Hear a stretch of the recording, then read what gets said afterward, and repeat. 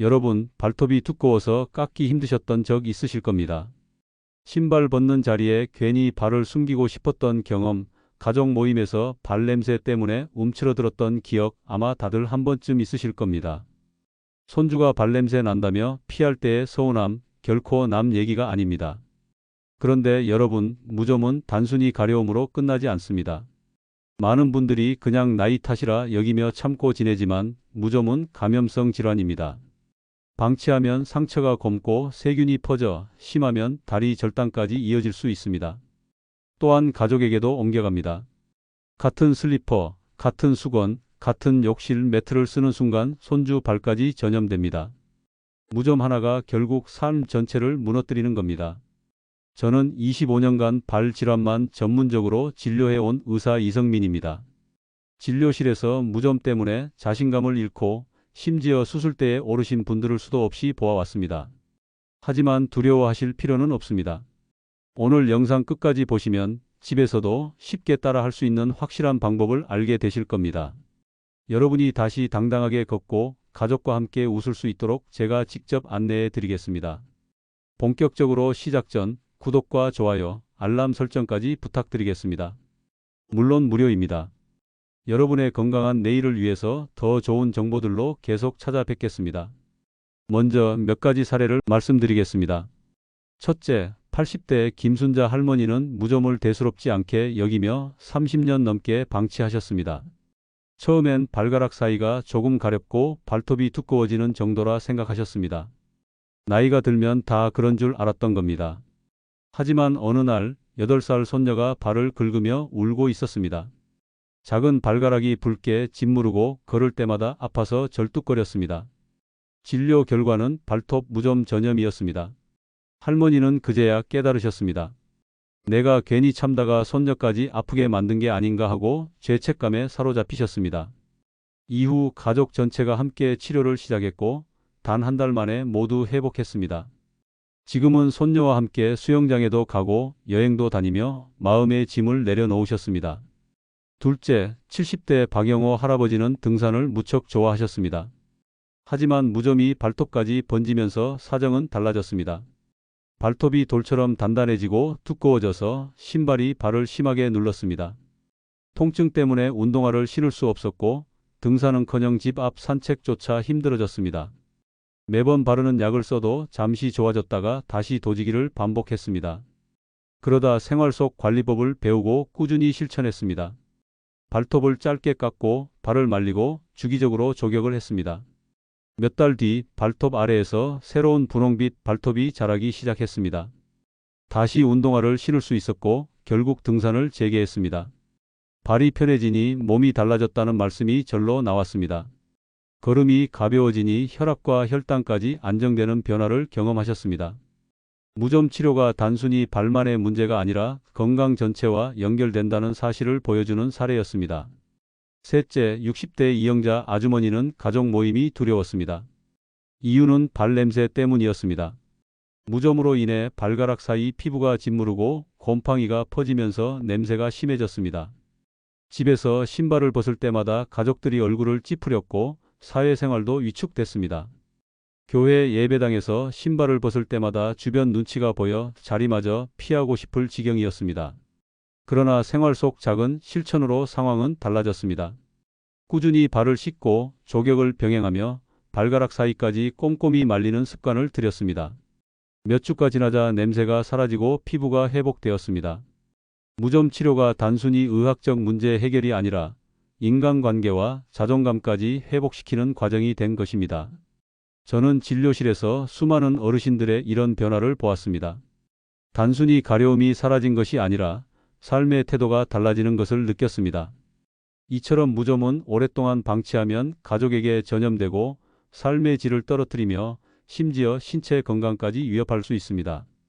그러나 반대로 올바른 치료와 관리만으로도 짧은 시간 안에 놀라운 변화를 만들어낼 수 있습니다.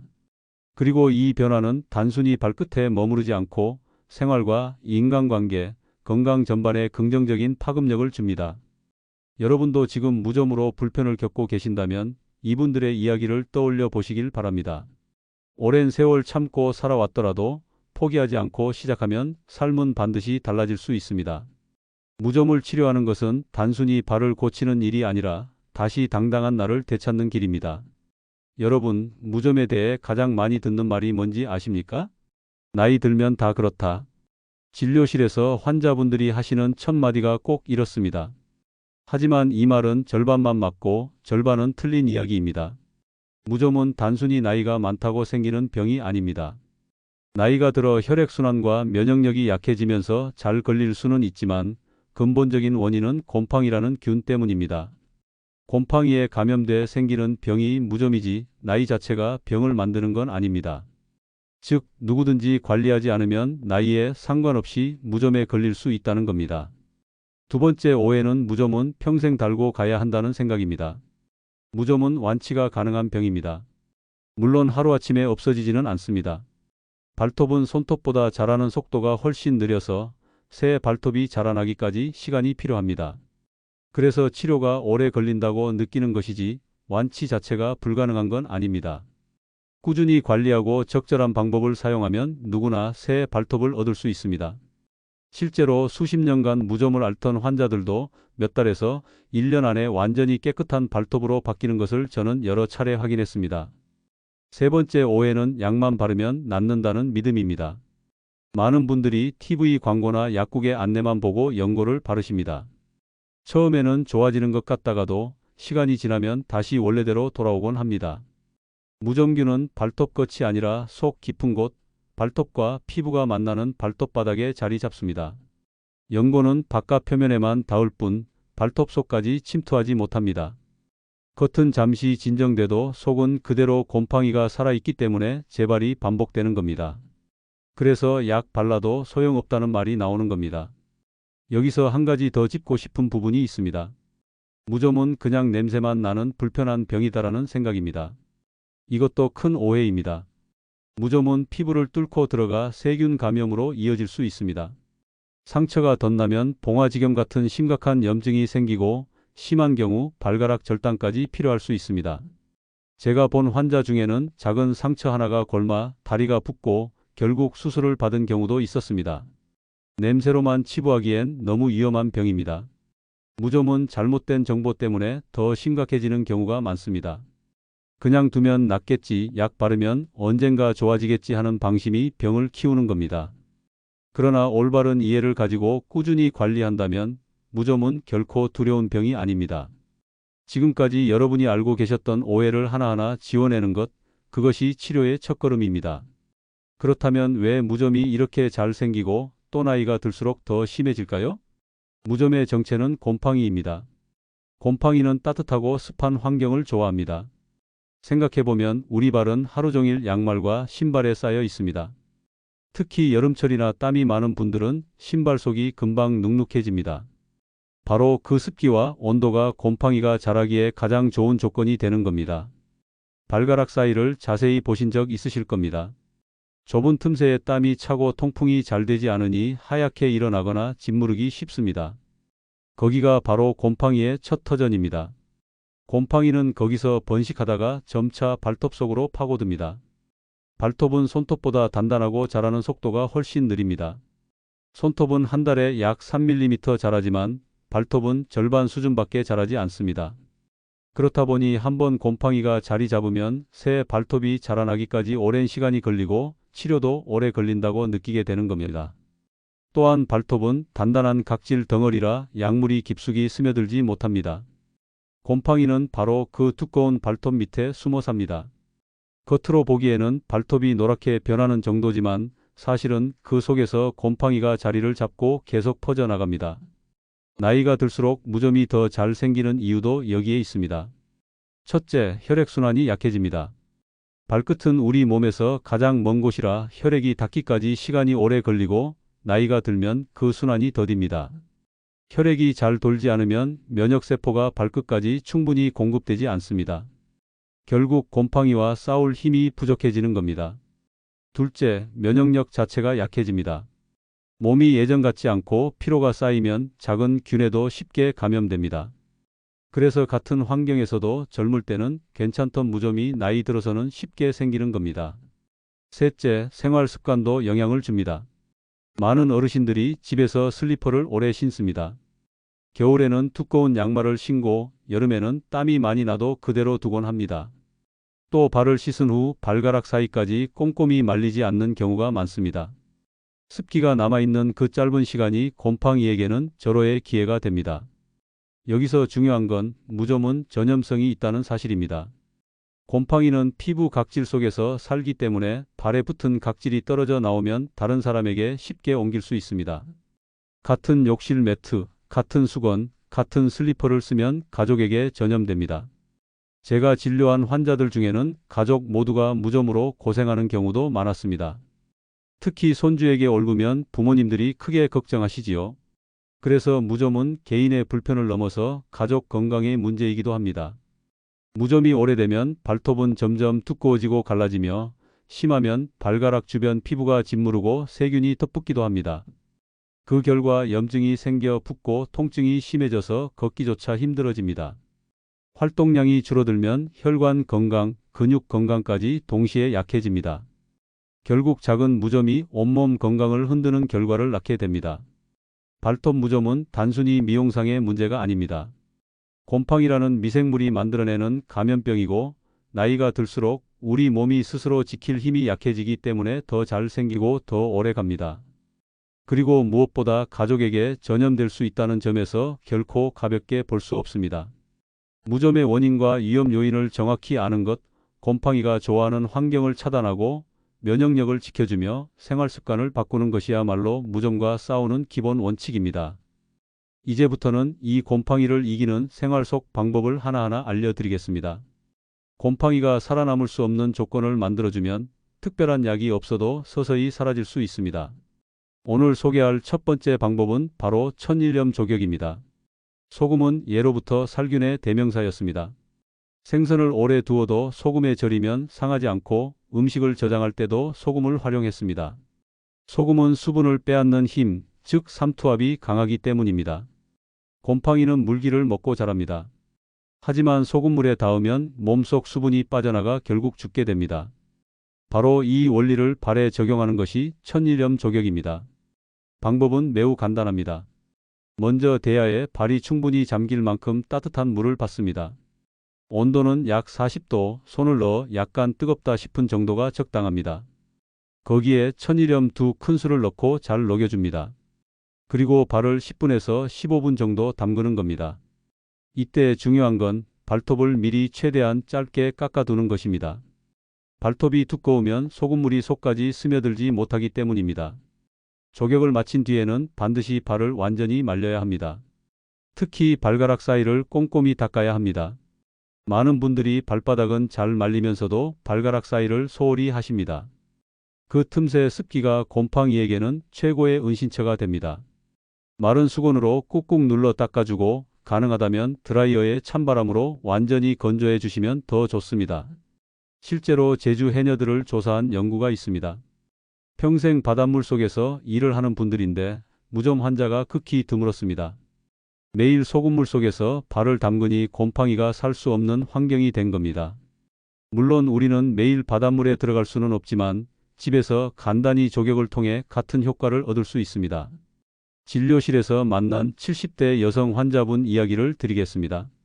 이분은 수십 년 동안 무좀으로 고생하다가 결국 발톱이 갈라지고 걷기도 힘들 정도였습니다.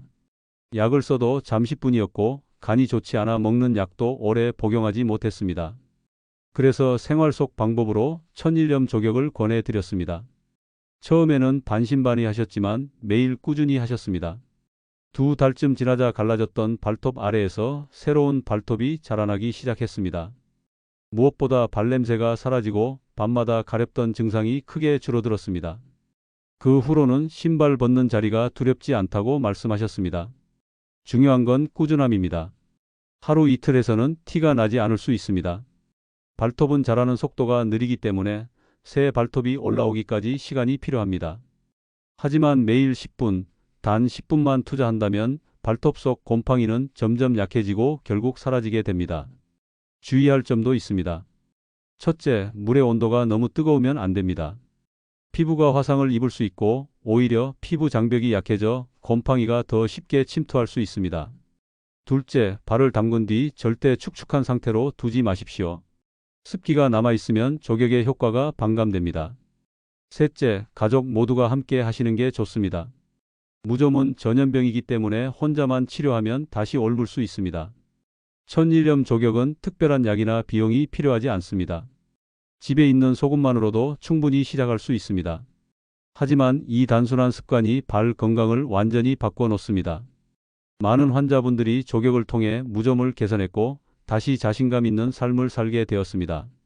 다음은 소금만큼이나 우리 집 어디에나 있는 또 다른 재료가 있습니다. 바로 베이킹소다입니다. 많은 분들이 냉장고 탈취제나 청소용으로만 알고 계시지만 베이킹소다는 무좀 관리에도 큰 도움이 됩니다. 베이킹소다는 습기를 흡수하는 성질이 있습니다. 곰팡이는 습한 곳에서 잘 자라는데 베이킹소다가 그 습기를 빼앗아 곰팡이가 살기 힘든 환경을 만들어줍니다. 또한 베이킹소다는 약알칼리성입니다. 발냄새의 원인은 주로 땀과 곰팡이, 세균이 만들어내는 산성 물질인데 베이킹소다가 이 산성을 중화시켜 냄새를 없애줍니다. 즉, 곰팡이를 말리고 냄새까지 잡아주는 두 가지 효과를 동시에 볼 수 있는 겁니다. 방법은 간단합니다. 먼저 따뜻한 물을 대야에 받습니다. 온도는 손을 넣었을 때 편안하게 느껴질 정도, 약 38도에서 40도가 적당합니다. 거기에 베이킹소다 3큰술을 넣고 잘 녹입니다. 그 다음 발을 15분 정도 담굽니다. 발가락을 구부렸다 펴면서 물이 사이사이에 잘 들어가게 하면 효과가 더 좋습니다. 마친 뒤에는 반드시 발가락 사이까지 꼼꼼히 말려야 한다는 점 잊지 마십시오. 제가 진료했던 70대 이모 할머니는 당뇨 때문에 먹는 약을 오래 쓸 수 없었습니다. 무좀은 심해졌는데 약을 쓰기에는 간과 신장이 부담스러운 상황이었습니다. 그래서 베이킹소다 조격을 권해드렸고 하루도 빠지지 않고 실천하셨습니다. 2달이 지나자 발톱 밑에서 새로운 발톱이 자라나기 시작했습니다. 베이킹소다는 또 다른 장점이 있습니다. 집에서 쉽게 구할 수 있고 가격도 부담이 없습니다. 약처럼 간이나 신장에 무리를 주지 않고 누구나 안전하게 사용할 수 있습니다. 특히 냄새가 심해 모임이 두려운 분들께는 큰 도움이 됩니다. 실제로 발냄새 때문에 교회나 모임에서 신발 벗는 게 힘들었던 분들이 베이킹소다 조격 후 자신 있게 모임에 참석하는 경우가 많습니다. 주의할 점도 있습니다. 첫째, 매일 너무 오래 담그면 피부가 건조해질 수 있습니다. 그래서 주 3회 정도 15분 이내가 적당합니다. 둘째, 조격 후에는 반드시 보습제를 발라주어야 합니다.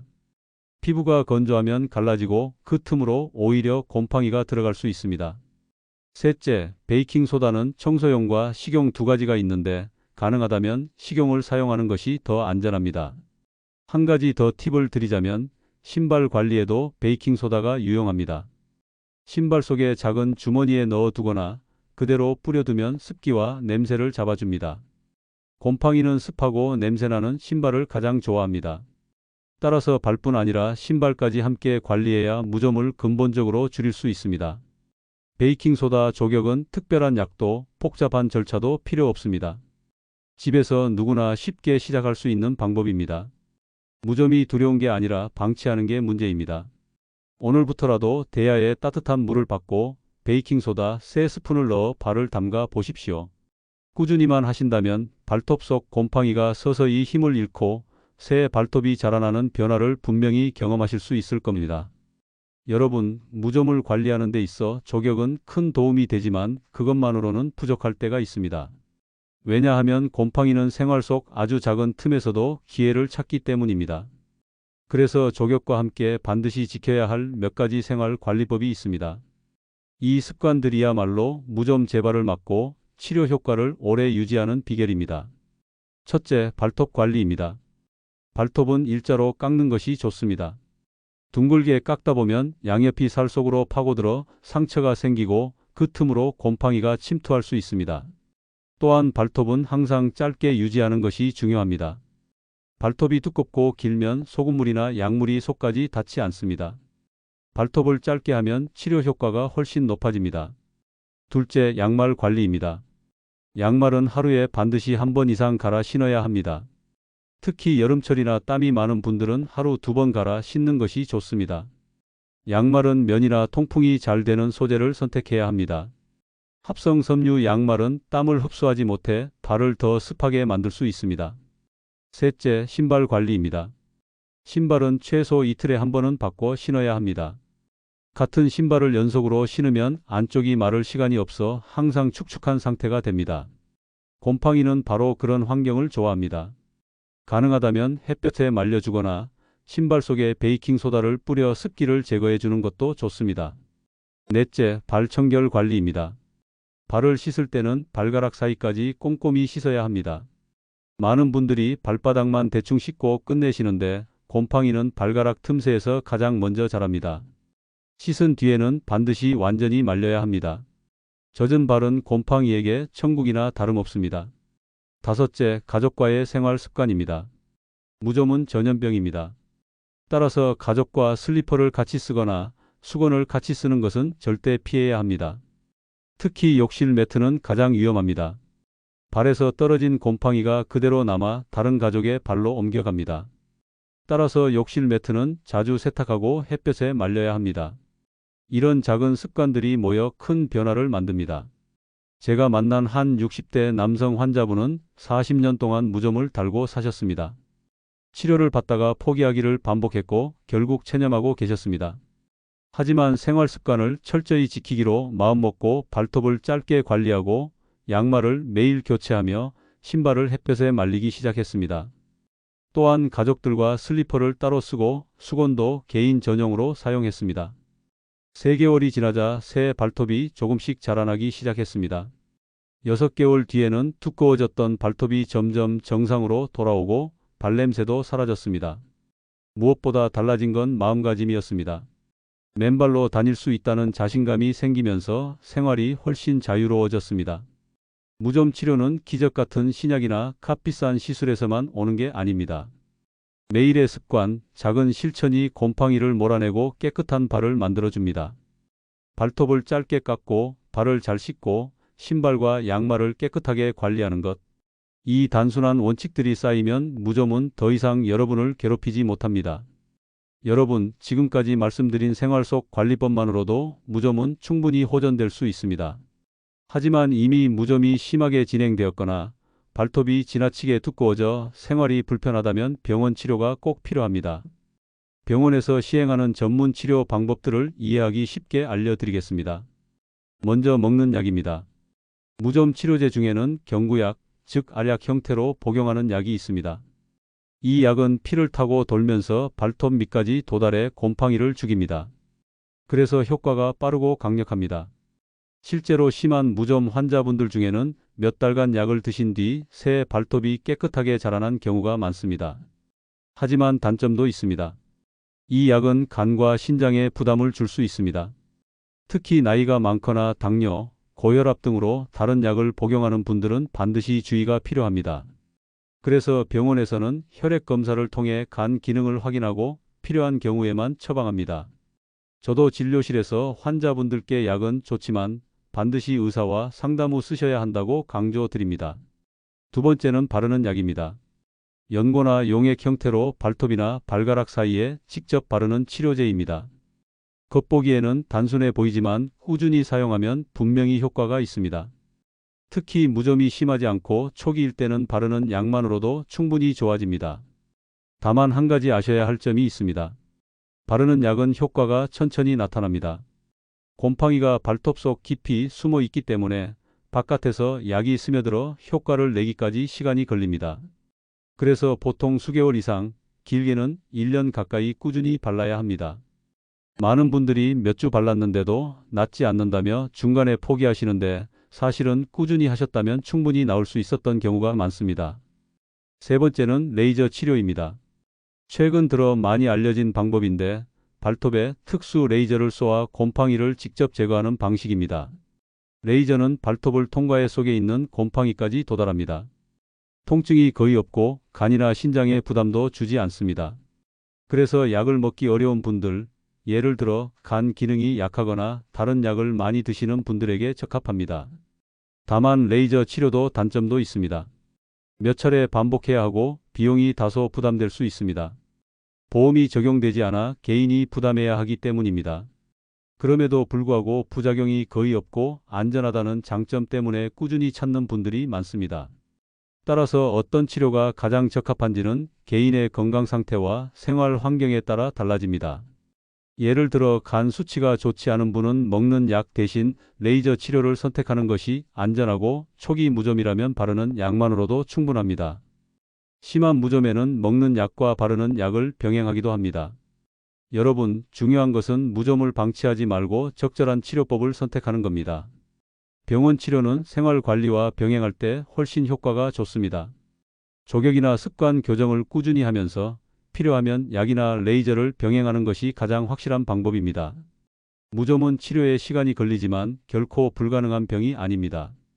전문의와 상담해 내 몸 상태에 맞는 치료법을 찾는 것, 그것이 빠른 회복의 지름길입니다. 지금까지 발톱 무좀에 대해 함께 이야기 나누었습니다. 처음엔 단순히 가렵고 발톱이 두꺼워지는 것 같아도 방치하면 세균 감염과 합병증으로 이어질 수 있다는 사실을 살펴보았습니다. 하지만 동시에 생활 속 작은 실천과 올바른 치료로 누구든지 회복할 수 있다는 점도 확인했습니다. 무좀은 부끄러운 병이 아닙니다. 누구나 걸릴 수 있고 실제로 어르신들의 절반 이상이 경험하는 흔한 질환입니다. 그럼에도 많은 분들이 숨기고 혼자 참고 병을 키우곤 합니다. 그러나 무좀을 제대로 관리하는 순간 삶은 달라집니다. 무좀은 치료보다 예방이 더 중요합니다. 발을 씻고 잘 말리는 작은 습관, 양말을 매일 갈아 신는 기본, 신발을 번갈아 신어주는 세심한 관리, 이 작은 것들이 모여 큰 변화를 만듭니다. 여러분도 할 수 있습니다. 오늘 말씀드린 생활법, 천일염 조격, 베이킹소다 조격, 발톱과 신발 관리, 그리고 필요할 때 받는 전문 치료, 이것들을 하나씩 실천하면 반드시 좋아집니다. 오늘 제가 전해드린 이야기가 마음에 와닿으셨다면 구독과 좋아요 눌러주시고 알람 설정까지 부탁드립니다. 그리고 이 영상을 혼자만 보지 마시고 가족과 나누어 주십시오. 여러분의 작은 공유가 사랑하는 가족의 발을 지킬 수 있습니다. 무좀은 혼자만의 문제가 아니라 함께 지켜야 하는 가족의 건강 문제이기 때문입니다. 저는 앞으로도 여러분이 100세까지 건강하게 걸을 수 있도록 끝까지 함께 하겠습니다. 감사합니다.